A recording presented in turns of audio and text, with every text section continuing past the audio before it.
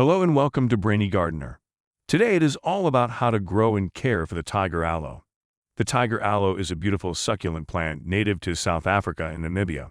It has long, sword-like leaves that are rough to the touch and striped yellow and green. These stripes are what earn this plant the moniker Tiger Aloe. These leaves emerge straight from the ground in a rosette pattern without a stem in sight. When mature, the plant can grow up to 25 inches tall with a 12-inch spread. It also produces long spikes of orange or red flowers, which bloom during the summer months, making it an attractive addition to any room with sufficient space. It is quite popular as an indoor houseplant because it is easy to care for and tolerates low light levels. Once established, it lasts for many years with little care. If you're looking for a low-maintenance indoor plant that looks great all year round, this succulent is a great option. Tiger Aloe thrives in sunny conditions. But one reason this plant is so popular is that it can tolerate shady conditions admirably, in direct contrast to other succulents. Just know that the coloration on the leaves won't be as striking and eye-catching as it would be if the plant were kept in direct sunlight. The Tiger Aloe is drought-resistant and can survive for a long time without being watered. These plants, like other succulents that retain moisture in their fleshy leaves, only require water when the soil becomes completely dry to the touch.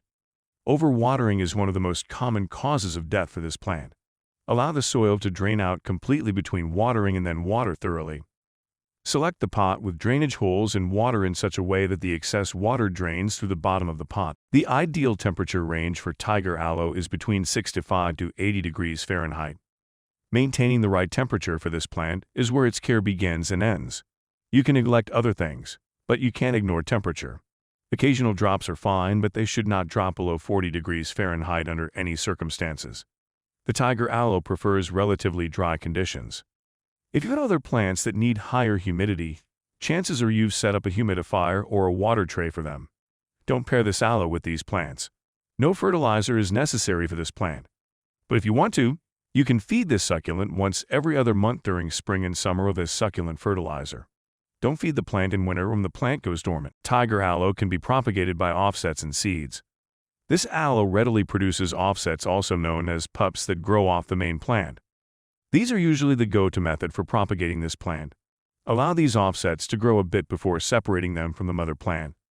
No sharp tools are required, as you can usually just twist them off the parent plant without issue.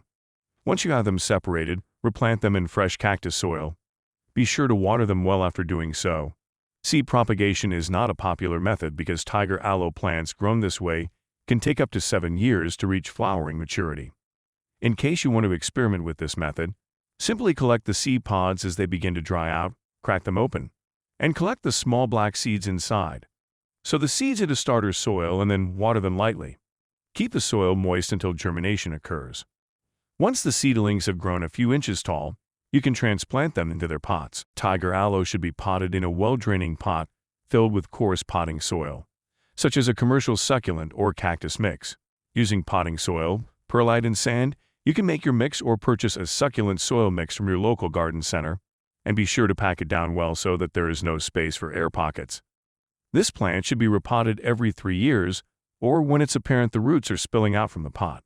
When it's time to repot, choose a pot that is only slightly larger than the current pot. Water can't be allowed to sieve and stagnate, so drainage holes are essential.